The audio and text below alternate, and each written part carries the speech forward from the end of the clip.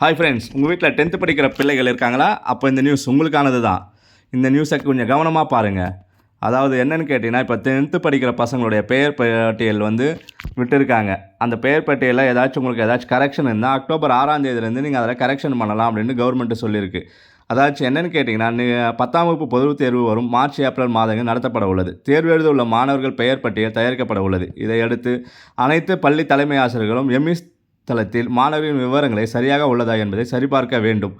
மாணவர்களின் பெயர், பிறந்த தேதி, புகைப்படம், பெற்றோர் பெயர், முகவரி உள்ளிட்ட விவரங்களை சரிபார்க்க வேண்டும். அதில் திருத்தங்கள் இருந்தால் அக்டோபர் 6ஆம் தேதி முதல் 23ஆம் தேதி வரை மேற்கொள்ள வேண்டும். மாணவர்களின் பெயர், பிறப்புச் சான்றிதழ் உள்ளவாறு இருக்க வேண்டும்.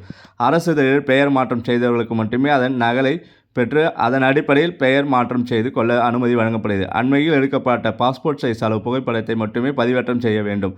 தேர்வு முடிவுகள் மாணவர்களின் பெற்றோர் கைபேசி எண்ணுக்கு குறுஞ்செய்திகள் அனுப்பப்படும். அதனால் பதிவேற்றம் செய்யப்பட்ட கைபேசி எண் சரியாக இருப்பதை உறுதி செய்ய வேண்டும். தேர்வில் சலுகை கோரும் மாற்றுத்திறனாளி தேர்வுகள் அதற்கு உரிய ஆவணங்களுடன் இணைத்து பதிவேற்றம் செய்ய வேண்டும் என அதில் தெரிவிக்கப்பட்டுள்ளது. எனவே உங்கள் வீட்டில் யாராவது படிச்சுட்டாங்கன்னா இதை உடனே ஃபார்வேர்ட் பண்ணுங்கள் அவங்களுக்கு.